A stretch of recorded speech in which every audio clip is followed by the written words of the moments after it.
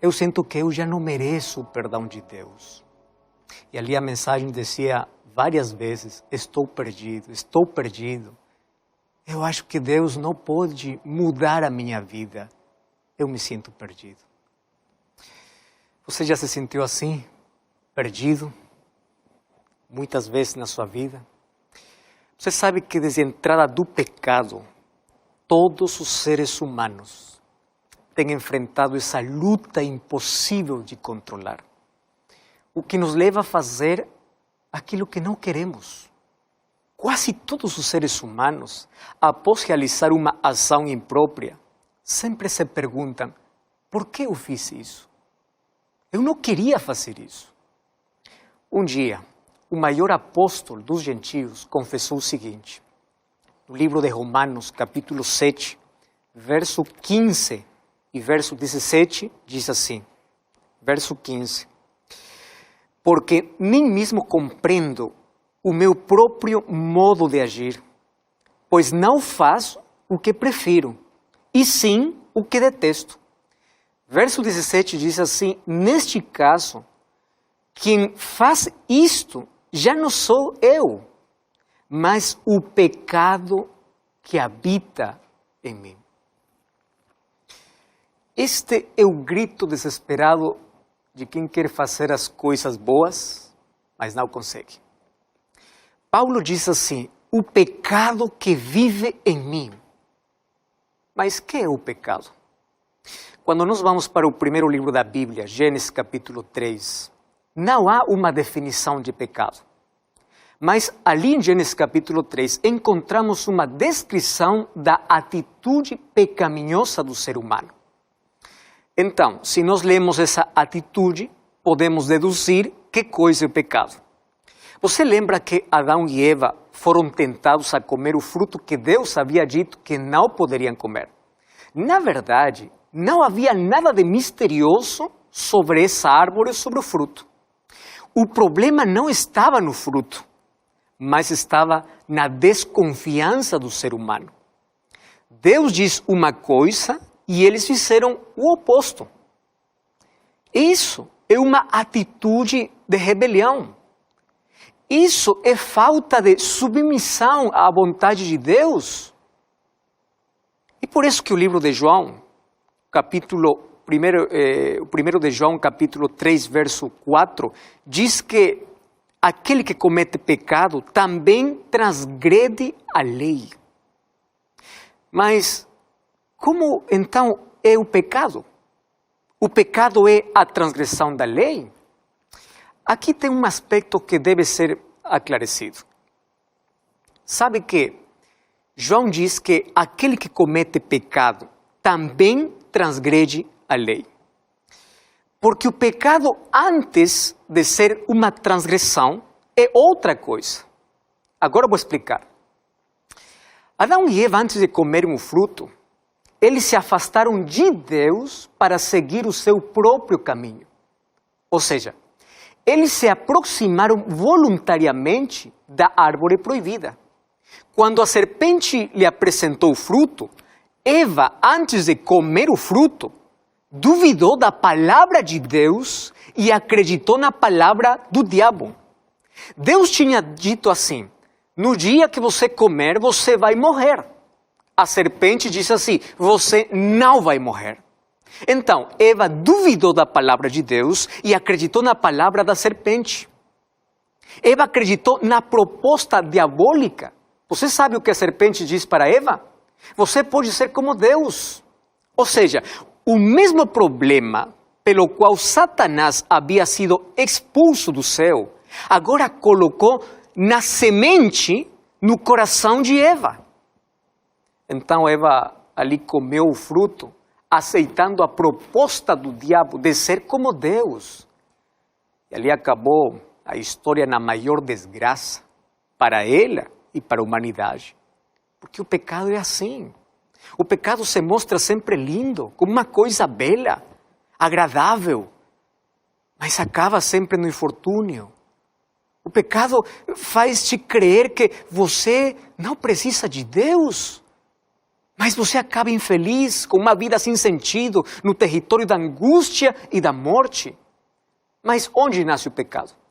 O pecado nasce na mente. Na verdade, todos os pecados nascem ali.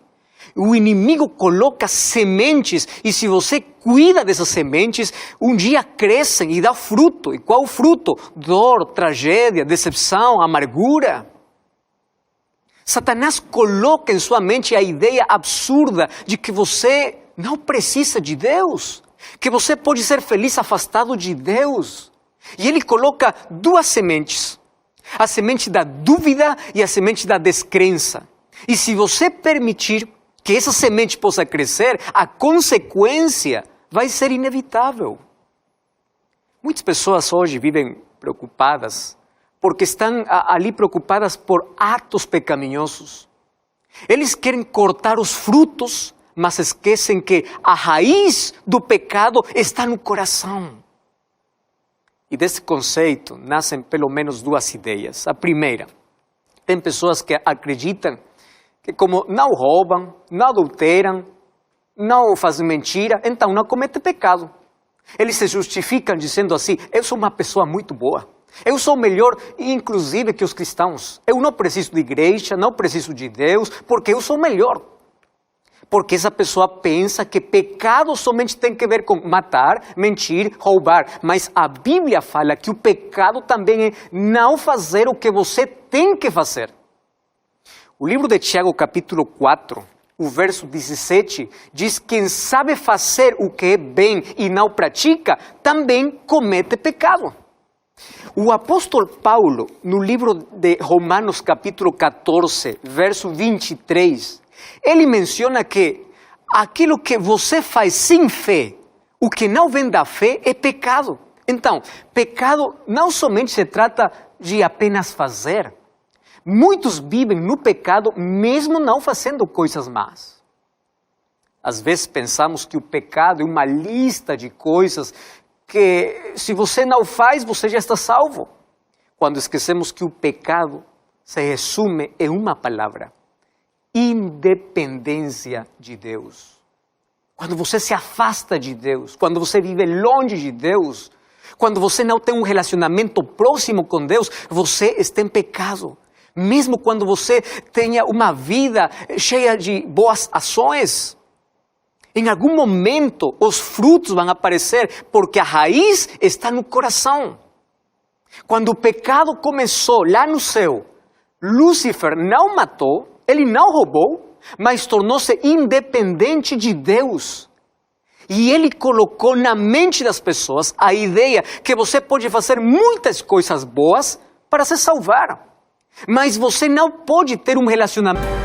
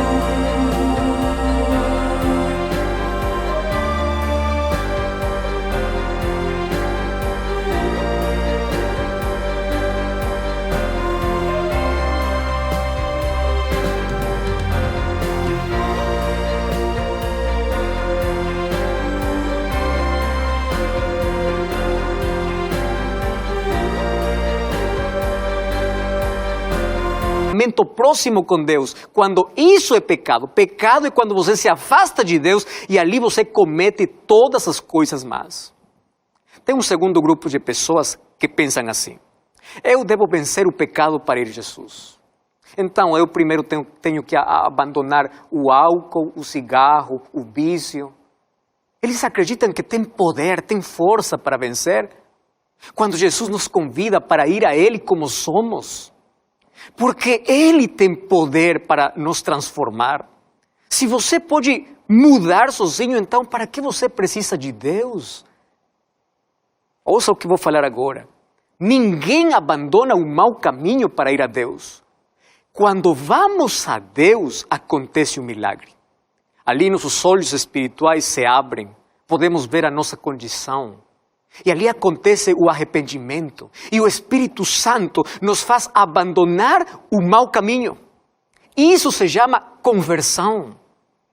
Tem muitas pessoas que estão convencidas do pecado, mas não estão convertidas. Por quê? Porque não permitem que o Espírito Santo possa transformar a sua vida. Essa transformação que o Espírito faz em nossa mente é aquilo que traz uma mudança. Porque quando sua mente muda, muda suas palavras, muda suas atitudes, muda sua visão da vida, mudam seus hábitos, muda sua alimentação, muda tudo. Isso é uma mudança real. E lembre que sem o Espírito Santo todas as mudanças são superficiais. Somente são aparências externas.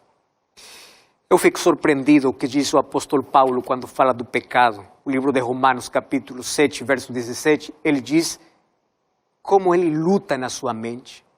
O pecado habita em mim. Sabe o que está falando aqui, Paulo? Ele se refere à natureza pecaminosa que surgiu após a queda do ser humano lá no Jardim do Éden. Ninguém é pecador porque mata, porque rouba, porque mente. Faz tudo isso porque é pecador. Porque se não fosse, ninguém cometeria esses atos de pecado. Então, nosso problema é que lutamos para cortar os frutos que são a consequência de viver longe de Deus, quando a solução é Cristo. É começar um relacionamento com Ele, porque Ele vai transformar nossa condição. Davi dizia no livro de Salmos, capítulo 51, verso 5, em pecado minha mãe me concebeu. Isto é, que você e eu somos pecadores desde o momento que nascemos. Davi aqui se está referindo à natureza pecaminosa que todos nós temos desde o nascimento. A criança já nasce com a tendência de viver longe de Deus, mas não é culpada por isso. Ninguém é culpado por ter nascido em uma situação de pecado. A culpa pelo pecado começa quando o ser humano rejeita o remédio para o seu problema. O problema não é ter a ferida, o problema é rejeitar o único remédio que pode nos curar. E o remédio para nossa condição de pecado é Jesus. Não é um diploma, não é um grau acadêmico, não é riqueza, não é um sacrifício humano, não é uma penitência, é Jesus Cristo. Por isso Jesus Cristo veio a este mundo para nos salvar. Ele é a única solução para o nosso problema de pecado. O ser humano com seu esforço não consegue nada. Tudo o que pode fazer é apenas se cobrir com miseráveis folhas de figueira. Mas Jesus Cristo levou teu pecado, meu pecado. Ele nos salvou da condenação do pecado. E só Ele pode nos fazer justos por sua justiça. Não por nossas obras. Mas tudo o que precisamos é ir a Jesus, é viver em comunhão com Ele. Não há salvação fora dEle.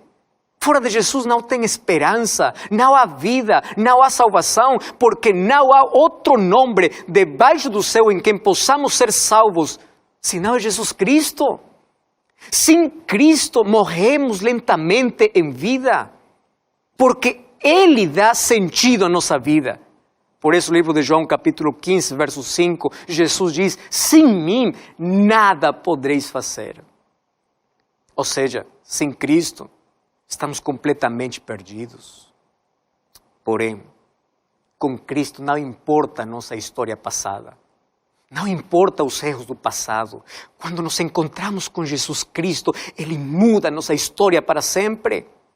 Um assassino chamado Paulo, quando se encontrou com Jesus, foi transformado de perseguidor a proclamador do Evangelho. Glória a Deus, porque para Deus não há caso perdido. No livro de Lucas, capítulo 23, eu encontro uma história de um homem que toda a sua vida foi manchada pelo pecado, escurecida pelo pecado. E um dia, como consequência do seu pecado, ele foi condenado a morrer. Graças a Deus que nos minutos finais da sua vida, ele encontrou esperança, ele encontrou a salvação. Você sabe que de Jerusalém saem duas estradas, uma para Jericó e outra para o Monte Calvário. A estrada para Jericó era uma estrada muito perigosa. Ali havia ladrões que se escondiam e roubavam. Nessa estrada, ali estavam os criminosos que viviam uma vida depravada, justificando sempre suas atitudes. Uma vida miserável, uma vida vazia. Lá se esqueceram que por haver escolhido esse caminho, um dia teriam que escalar outra estrada, aquela que levava ao Calvário, para pagar por tudo o que eles fizeram. Eu quero te explicar qual era o outro caminho para o Monte Calvário. Esse era um lugar para crucificar os criminosos, aqueles que eram condenados. Sabe que morrer na cruz era a pior de todas as mortes. Era morrer lentamente. Ninguém morre rápido quando tem ferida.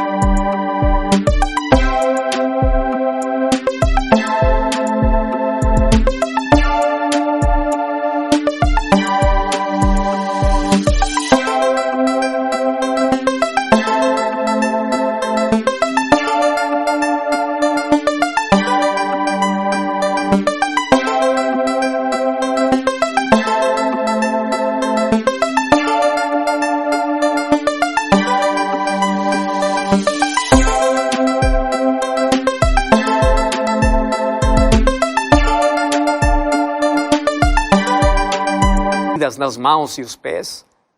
Por isso, morrer na cruz era uma morte lenta.